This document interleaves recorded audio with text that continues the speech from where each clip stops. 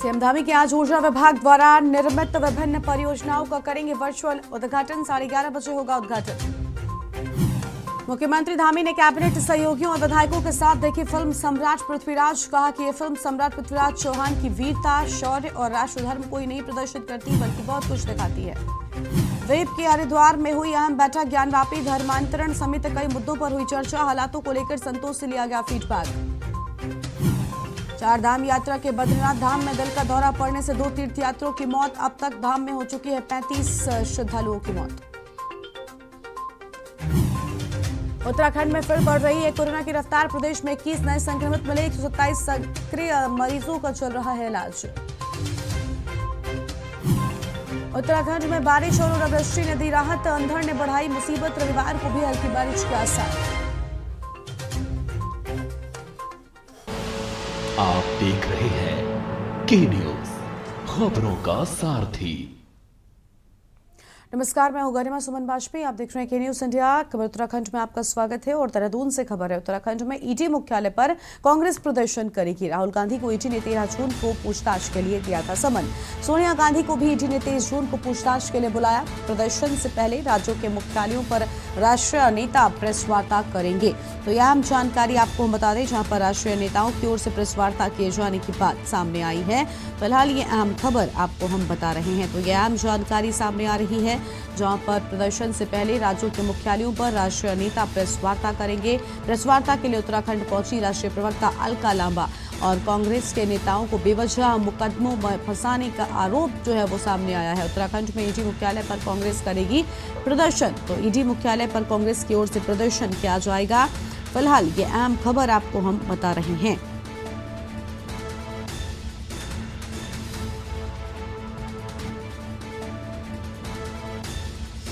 तो फिलहाल ये अहम जानकारी सामने आ रही है, जहां पर आपको बता दें कि देहरादून से खबर है। उत्तराखंड में ईडी मुख्यालय पर कांग्रेस करेगी प्रदर्शन। देहरादून से अहम खबर। उत्तराखंड में ईडी मुख्यालय पर कांग्रेस प्रदर्शन करेगी। राहुल गांधी को ईडी ने 13 जून को पूछताछ के लिए दिया था समन। राहुल गांधी को ईडी ने 13 जून को पूछताछ के लिए समन दिया था और सोनिया गांधी को भी ईडी ने 23 जून को पूछताछ के लिए बुलाया है। फिलहाल ये अहम जानकारी आपको हम बता दें, जहां पर प्रदर्शन से पहले राज्यों के मुख्यालयों पर राष्ट्रीय नेता करेंगे प्रेस वार्ता। प्रेस वार्ता की बात सामने आई है और प्रेस वार्ता के लिए उत्तराखंड पहुंची राष्ट्रीय प्रवक्ता अलका लांबा। देहरादून से फिलहाल ये अहम जानकारी आपको हम बता रहे हैं। कांग्रेस के नेताओं को बेवजह मुकदमों में फंसाने के आरोप की बात यहां पर सामने आई है। देहरादून से बड़ी खबर। उत्तराखंड में ईडी मुख्यालय पर कांग्रेस करेगी प्रदर्शन। तो ईडी मुख्यालय पर कांग्रेस का प्रदर्शन होगा। फिलहाल ये अहम जानकारी आपको हम बताते हैं। राहुल गांधी को ईडी ने 13 जून को पूछताछ के लिए दिया था समन। ईडी ने 13 जून को पूछताछ के लिए समन दिया था। फिलहाल ये अहम खबर आपको बता रहे हैं। देहरादून से उत्तराखंड में ईडी मुख्यालय पर कांग्रेस करेगी प्रदर्शन। तो उत्तराखंड में ईडी मुख्यालय पर कांग्रेस की ओर से प्रदर्शन किया जाएगा। जिस तरीके से बीजेपी की केंद्र सरकार विपक्षी दल के नेताओं पर, खासकर जो आरएसएस और बीजेपी के लिए मुखर लोग हैं, उनको फंसाने के लिए, उनको प्रताड़ित करने के लिए ईडी का इस्तेमाल कर रही है। और जिस तरीके से पीछे चिदंबरम साहब के साथ किया गया, जिस तरीके से अन्य नेताओं को बुला के धमकाया गया, कई और नेता भी उस रडार में रहते हैं। और जो मैं देखता हूं कि आरएसएस और बीजेपी के खिलाफ कुछ बोलता है, करता है, तो कुछ दिनों बाद ईडी की उस पर जांच बैठ जाती है। तो उस सबको देखते हुए हम लोग 13 तारीख को, क्योंकि उस दिन राहुल जी को भी ईडी ने समन किया है, उस दिन पूरे देश में हर स्टेट के जो ईडी मुख्यालय है उसमें कांग्रेस धरना प्रदर्शन करने जा रही है। और उसी क्रम में उत्तराखंड में हम भी करने जा रहे हैं। और हमारे साथ हमारे संवाददाता अभिषेक जुड़ चुके हैं देहरादून से। अभिषेक, उत्तराखंड में ईडी मुख्यालय पर आज कांग्रेस का प्रदर्शन जो है वो देखने को मिलेगा। हालांकि पूरे देश में आज प्रेस वार्ता भी कांग्रेस की ओर से की जा रही है, क्योंकि ईडी ने राहुल गांधी और सोनिया गांधी को तलब किया था। बिल्कुल गरिमा, देखिए पूरे देश के कई राज्यों में जो कांग्रेस के जो मुख्यालय हैं उनमें आज एक प्रेस कॉन्फ्रेंस होने वाली है। जो राष्ट्रीय स्तर के नेता हैं वो इन प्रेस कॉन्फ्रेंस को करेंगे। उसी क्रम में उत्तराखंड में अलका लांबा जो राष्ट्रीय प्रवक्ता है एआईसीसी की, वो कल देर शाम यहाँ पर पहुंची हैं। आज करीब 12:15 बजे वो एक प्रेस वार्ता को संबोधित करेंगी, जिसमें वो बताएंगी कि जो कांग्रेस के नेता हैं, बड़े नेता हैं, उनको ईडी किस तरह से परेशान कर रही है। वो बार बार कांग्रेस के जो राष्ट्रीय स्तर के नेता हैं, वो बार बार भाजपा सरकार पर ये आरोप लगाते रहे हैं कि वो केंद्रीय एजेंसियों का दुरुपयोग कर रही है, जिसमें ईडी और सीबीआई जैसी जो मजबूत एजेंसियां हैं उनको कांग्रेस के नेताओं के पीछे लगा दिया जाता है, उनको परेशान किया जाता है। इसी को लेकर के जो अभी नेशनल हेराल्ड केस में ईडी ने जो कांग्रेस के पूर्व अध्यक्ष राहुल गांधी और कांग्रेस की मौजूदा समय की जो अध्यक्ष हैं श्रीमती सोनिया गांधी, उनको एक समन जारी किया है। कल यानी 13 जून को राहुल गांधी को पूछताछ के लिए बुलाया गया है। इसी क्रम में 23 तारीख को सोनिया गांधी को बुलाया गया। उसके विरोध में कांग्रेस जो है ईडी के राज्यों के सभी मुख्यालयों पर जो है प्रदर्शन करेगी। इसके अलावा दिल्ली में भी एक प्रदर्शन कांग्रेस करने जा रही है। जी गरिमा। बिल्कुल, यानी कहीं ना कहीं पूरे देश में आज प्रदर्शन की भी बात सामने आई है। और शुक्र आपका अभिषेक हमारे साथ जुड़ने के लिए, अधिक जानकारी हमारे दर्शकों तक पहुंचाने के लिए। तो फिलहाल ये खबर जहां पर उत्तराखंड में ईडी मुख्यालय पर कांग्रेस की ओर से प्रदर्शन होगा। और आपको बता दें कि आज देश में कांग्रेस की ओर से कई जगहों पर प्रेस कॉन्फ्रेंस भी की जा रही है, क्योंकि ईडी ने राहुल गांधी और सोनिया गांधी को नेशनल हेराल्ड केस में तलब किया है। देहरादून से यह अहम जानकारी आपको हम बता रहे हैं। लक्सर से खबर है, नगर पालिका में सभासद का उपचुनाव आज। वार्ड नंबर 4 की सभासद का उपचुनाव शुरू। विकासखंड लक्सर कार्यालय में उपचुनाव की शुरुआत हो चुकी है। फिलहाल ये अहम खबर आपको बताते हैं। और बीजेपी के उम्मीदवार के साथ 2 निर्दलीय उम्मीदवार मैदान में हैं। तो 2 निर्दलीय उम्मीदवार मैदान में। और वार्ड नंबर 4 की सभासद का उपचुनाव शुरू हो चुका है। बड़ी खबर आपको बता रहे हैं लक्सर से खबर है, विकासखंड लक्सर कार्यालय में उपचुनाव की शुरुआत हो चुकी है। अहम जानकारी आपको बता दें, जहां पर बीजेपी के उम्मीदवार के साथ 2 निर्दलीय उम्मीदवार मैदान में हैं। तो बीजेपी के उम्मीदवार के साथ 2 निर्दलीय उम्मीदवार मैदान में। और लक्सर नगर पालिका में सभासद का उपचुनाव आज होगा। तो लक्सर नगर पालिका में सभासद का उपचुनाव आज होगा। फिलहाल ये बड़ी खबर आपको बता रहे हैं, वार्ड नंबर 4 की सभासद का उपचुनाव विकासखंड लक्सर कार्यालय में शुरू हो चुका है।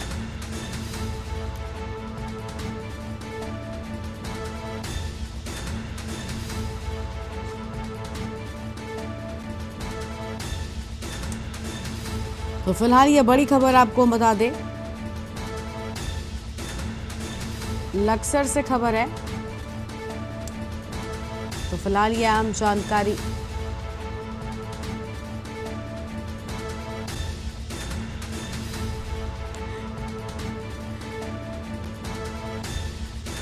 विकासखंड लक्सर कार्यालय में उपचुनाव की शुरुआत हो चुकी है। फिलहाल यह अहम खबर आपको बता रहे हैं, जहां पर बीजेपी की उम्मीदवार के साथ 2 निर्दलीय उम्मीदवार मैदान में हैं। तो बीजेपी के उम्मीदवार के साथ 2 निर्दलीय उम्मीदवार मैदान में। और लक्सर नगर पालिका में सभासद का उपचुनाव आज।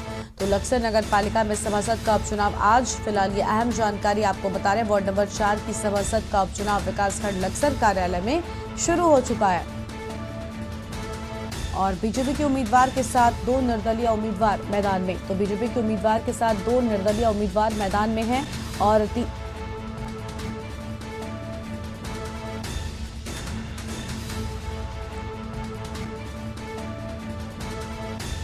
हमारे साथ हमारे संवाददाता रामगोपाल जुड़ चुके हैं। रामगोपाल, बताया जा रहा है कि उपचुनाव की जो शुरुआत है वो हो चुकी है। वार्ड नंबर 4 की सभासद का उपचुनाव शुरू हो चुका है। आखिर क्या वजह थी यहाँ पर कि दोबारा से चुनाव जो है वो कराना पड़ रहा है? बिल्कुल, देखिए लक्सर नगर पालिका की जो वार्ड नंबर 4 है, इसमें जो सभासद थी नीतू पांचाल, तो इनकी जो सदस्यता थी वो एक शिकायतकर्ता द्वारा हाईकोर्ट में रिट डाली गई थी कि तीसरा बच्चा होने पर जो है हाईकोर्ट ने संज्ञान लेते हुए जो नीतू पांचाल वार्ड नंबर 4 की जो पूर्व सभासद थी उसकी जो सदस्यता थी वो हाईकोर्ट ने रद्द कर दी थी।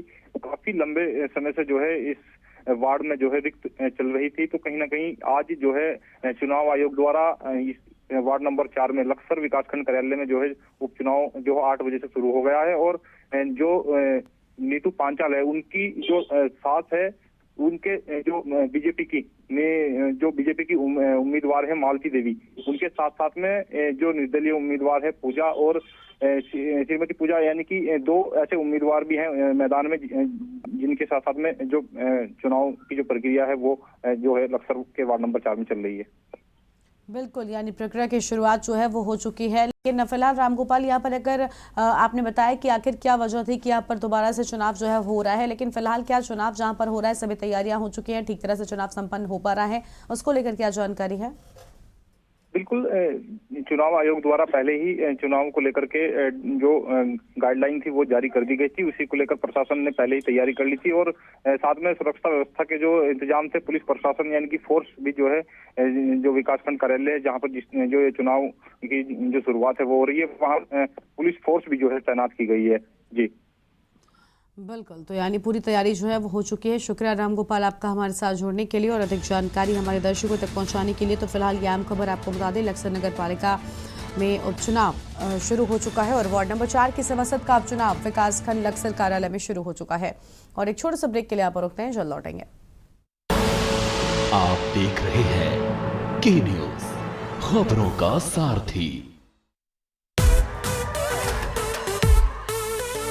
हर लेट नाइट पार्टी टेंशन का जश्न, बांग हर बराती टेंशन का जश्न, चौड़ी हो छाती तो टेंशन का जश्न, टेंशन का जश्न। जहां इंडिया करे सेलिब्रेशन, वहां होए टशन का जश्न। राजश्री इलायची, टशन का जश्न। मिलेगा हर समस्या का समाधान, विवाह में बाधा, जीवन में वास्तु शास्त्र का प्रभाव, शिक्षा में ग्रह नक्षत्रों का प्रभाव, कारोबार में आने वाली हर बाधा का, जिंदगी में ग्रह नक्षत्रों का प्रभाव, नौकरी में बाधा। देखिए हर समस्या का समाधान लाइव विद आचार्य लंकेश। देखें कौन नया खिलाड़ी आया है, समझा देते हैं, प्यार से समझाएंगे। ये तो अपनी जुबान है। जुबान एक हो तो दिल भी एक होने चाहिए। विमल, बोलो जुबान केसरी। आप देख रहे हैं के न्यूज, खबरों का सारथी।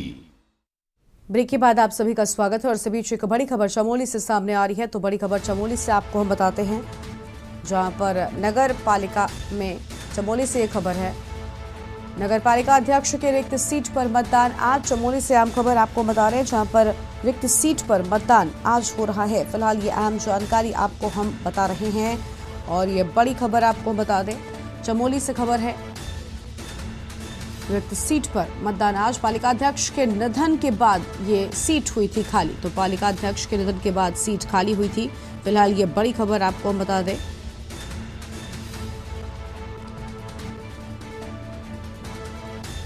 और नगर पालिका गोपेश्वर में कुल 11 वार्ड होने की बात सामने आई है। तो नगर पालिका गोपेश्वर में कुल 11 वार्ड, बड़ी खबर आपको बता रहे हैं, कुल 11 वार्ड होने की बात कही जा रही है।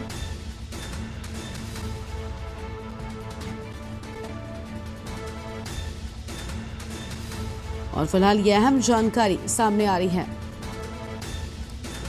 6,580 पुरुष, 6,323 महिला मतदाता इसमें शामिल हो रहे हैं। और नगर पालिका अध्यक्ष की रिक्त सीट पर मतदान आज। तो फिलहाल ये अहम जानकारी आपको बता दें, आज मतदान हो रहा है। चमोली से खबर है, नगर पालिका अध्यक्ष की खाली सीट पर हो रहा है मतदान। अगली खबर रुद्रपुर से है, जहां पर नगर निगम के 2 वार्डों में उपचुनाव, दोनों ही प्रत्याशियों की मृत्यु के कारण हो रहे हैं चुनाव। 2 भागों में हो रहा है उपचुनाव और दूधिया नगर वार्ड नंबर 13 में 1,734 वोटर हैं, वार्ड नंबर 36 घासपंडी में 2,296 वोटर हैं। नगर निगम के 2 वार्डों में उपचुनाव, दोनों प्रत्याशियों की मृत्यु के कारण हो रहा है उपचुनाव। तो दोनों प्रत्याशियों की मृत्यु के कारण उपचुनाव हो रहा है। फिलहाल ये अहम जानकारी आपको बता दें, जहाँ पर यह अहम जानकारी सामने आ रही है। तो ये अहम खबर आपको बता रहे हैं, जहाँ पर वार्ड नंबर 36 घासमंडी में 2,296 वोटर होने की बात सामने आई है और उपचुनाव की शुरुआत नगर निगम के 2 वार्डों में उपचुनाव हो रहा है। तो नगर निगम के 2 वार्डों में हो रहे हैं उपचुनाव। फिलहाल यह अहम जानकारी आपको हम बता रहे हैं, दोनों प्रत्याशियों की मृत्यु के कारण हो रहे हैं उपचुनाव, दोनों प्रत्याशी की मृत्यु के कारण उपचुनाव हो रहे हैं। फिलहाल ये अहम जानकारी आपको हम बता रहे हैं, 2 भागों में हो रहा है उपचुनाव।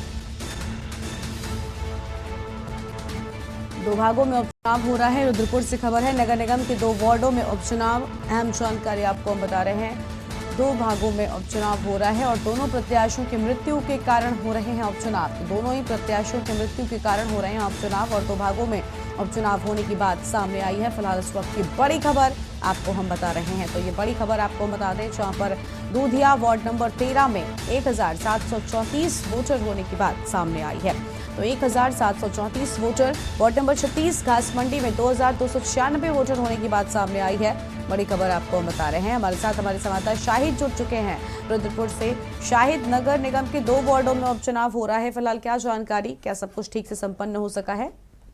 जी, बताना चाहूंगा कि रुद्रपुर के 2 जो वार्ड हैं, वार्ड नंबर 13 और वार्ड नंबर 36 में उपचुनाव हो रहा है। यहाँ पे जो प्रकाश धामी थे वार्ड नंबर 13 से, उनकी किसी ने गोली मार के हत्या कर दी थी, इस कारण उपचुनाव हो रहा है। जो वार्ड नंबर 36 में जो पार्षद प्रत्याशी थे, उनकी कोरोना काल में मृत्यु हो गई थी, उस कारण इन दोनों में उपचुनाव हो रहा है। और दोनों वार्डों के अंदर 3 प्रत्याशी खड़े हुए हैं। वार्ड नंबर 36 के अंदर एक कांग्रेस से है, एक भाजपा से है और एक निर्दलीय है। और वार्ड नंबर 13 के अंदर जो है एक 2 निर्दलीय प्रत्याशी हैं, एक कांग्रेस के प्रत्याशी हैं। बिल्कुल, यानी यहाँ पर उपचुनाव की शुरुआत जो है वो हो चुकी है। लेकिन सबसे अहम यहाँ पर ये भी है शायद कि क्या उपचुनाव में आज जब मतदान की शुरुआत हुई है तो क्या यहाँ पर लगातार मतदाताओं के पहुंचने का सिलसिला जारी है? जी बिल्कुल, बताना चाहूंगा कि लगातार मतदाता यहाँ पे पहुंच रहे हैं और लोगों में मतदान करने की काफी खुशी है। सुबह से यहाँ पे जो काफी लंबी लाइन लगी पड़ी है और लोग वोट डालने के लिए लाइन में लगे पड़े हैं। शुक्रिया आपका शाहिद हमारे साथ जोड़ने के लिए और के न्यूज़ के दर्शकों तक अधिक अपडेट पहुंचाने के लिए। तो दोनों प्रत्याशियों की मृत्यु के चलते हो रहे हैं उपचुनाव, फिलहाल ये अहम जानकारी सामने आ रही है और 2 भागों में उपचुनाव होने की बात कही गई है। तो 2 भागों में हो रहा है उपचुनाव और ये अहम जानकारी आपको हम बता रहे हैं। और रुद्रपुर से खबर है, नगर निगम के 2 वार्डों में उपचुनाव। और एक छोटे से ब्रेक के लिए आप रुकते हैं, चल लौटेंगे। आप देख रहे हैं के न्यूज, खबरों का सारथी। देखें कौन नया खिलाड़ी आया है, समझा देते हैं, प्यार से समझाएंगे। ये तो अपनी जुबान है। जुबान एक हो तो दिल भी एक होने चाहिए। विमल, बोलो जुबान केसरी। कुछ दिन ऐसे होते हैं when I love my job, और कुछ दिन ऐसे होते हैं कि आई हेट इट। एक पायलट पे होता है इतना प्रेशर कि कूल रहना इज नॉट दैट इजी। पर गर्मी में घर को कूल रखना is now too easy with summer cool coolers. Summer cool celebrates the release of Runway 34। हर लेट नाइट पार्टी टेंशन का जश्न, बांग हर बराती टेंशन का जश्न, चौड़ी हो छाती तो टेंशन का जश्न, टेंशन का जश्न। जहां इंडिया करे सेलिब्रेशन, वहां होए टशन का जश्न। राजश्री इलायची, टशन का जश्न। गोल्डी हिंग का तड़का लगे तो सभी दबा के खाते हैं। गोल्डी हिंग, कण कण में जान। आप देख रहे हैं के न्यूज, खबरों का सारथी। ब्रेक के बाद आप सभी का स्वागत है। भारतीय सैन्य अकादमी में चल रही पासिंग आउट परेड के दौरान अकादमी में प्रवेश करने की ताक में सैन्य अकादमी की बैरिकेडिंग के आसपास मंडरा रहे एक फर्जी लेफ्टिनेंट को मिलिट्री इंटेलिजेंस व एसटीएफ ने गिरफ्तार कर लिया है।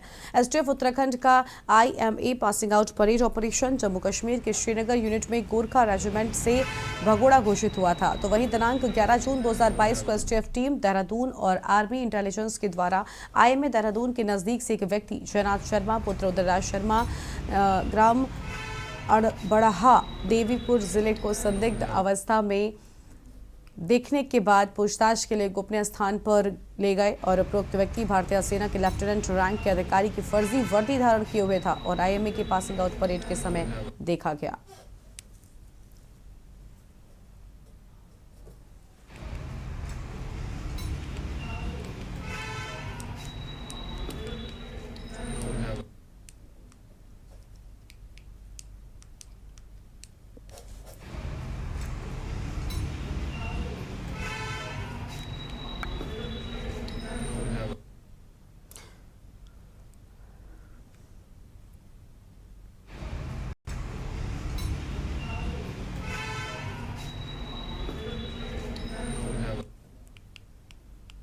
रुड़की के मालवीय चौक स्थित मालवीय टावर में डिवाइन ब्यूटी मल्टी सैलून का शनिवार को उद्घाटन किया गया, जिसका विधायक प्रदीप बत्रा ने फीता काटकर उद्घाटन किया।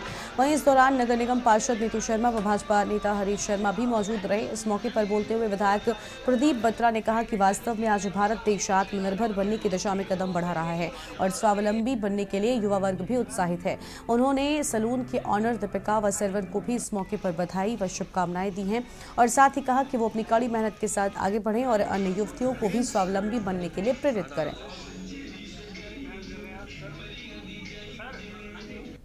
सर, मुख्य अतिथि तो हमारे, जैसे कि अभी आपने देखा, मिस्टर प्रदीप बत्रा जी थे। हमेशा से पहले वाले में भी वही, आज भी वही और आगे भी रुड़की में जो कुछ भी हम करते रहेंगे, मुख्य अतिथि तो हमारे वो ही रहेंगे।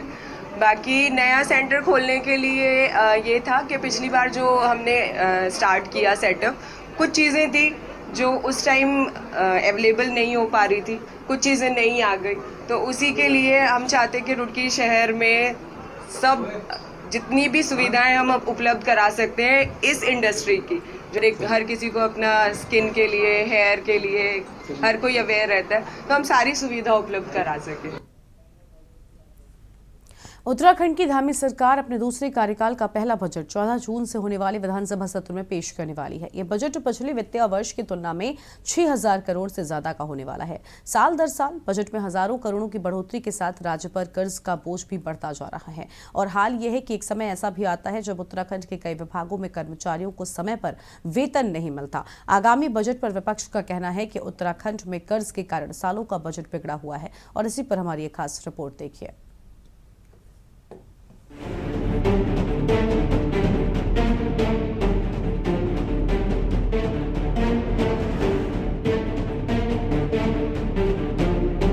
उत्तराखंड में सत्ता पर एक बार फिर से काबिज हुई भाजपा सरकार के मुख्यमंत्री पुष्कर सिंह धामी के नेतृत्व में राज्य के वित्त मंत्री प्रेमचंद्र अग्रवाल 14 जून से राजधानी देहरादून के विधानसभा भवन में होने वाले बजट सत्र में राज्य का बजट पेश करने वाले हैं। इस बजट से ठीक पहले सरकार ने राज्य के अलग अलग उद्योग से जुड़े लोगों के सुझाव बजट के लिए मांगे थे, जिनको राज्य के बजट में उपयोगिता के हिसाब से रखा जाएगा।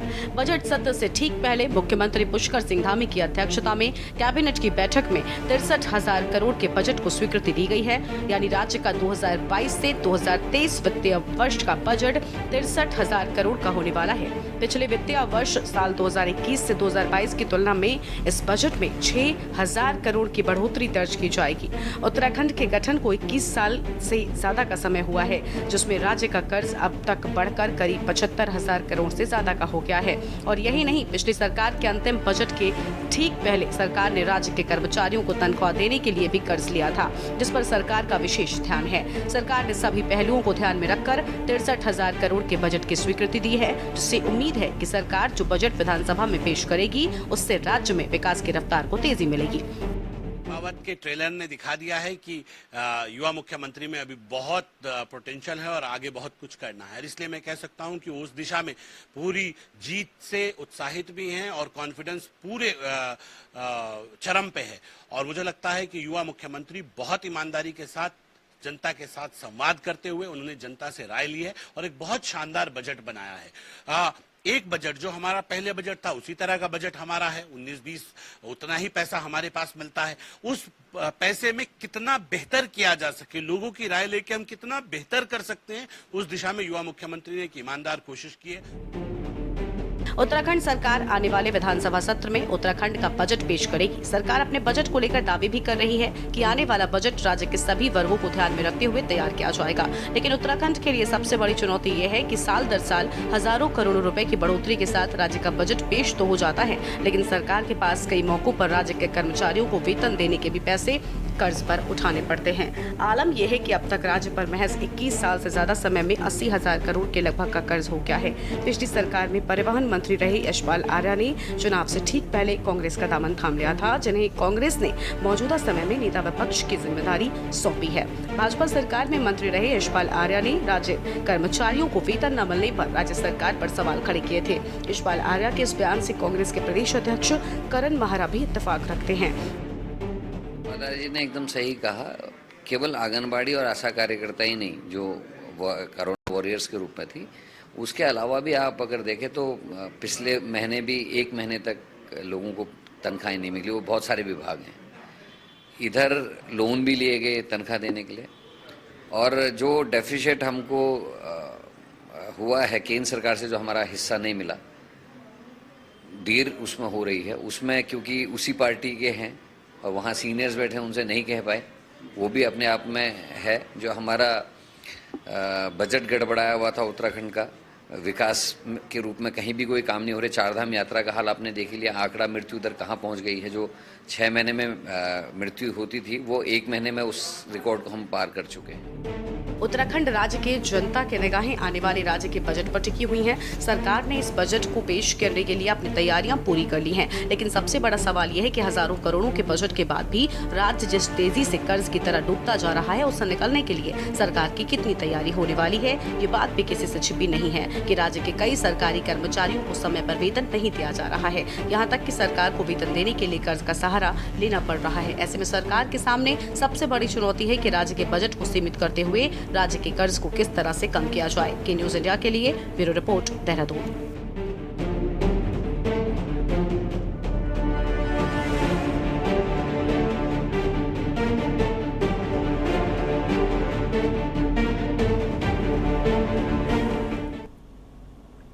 तो फिलहाल इस बुलेटिन में इतना ही। आप देखते रहिए के न्यूज इंडिया, और एक छोटे से ब्रेक के लिए आप रुकेंगे, लेकिन ब्रेक के बाद हमारा खास कार्यक्रम समस्या का समाधान विद आचार्य लंकेश देखना मत भूलिएगा।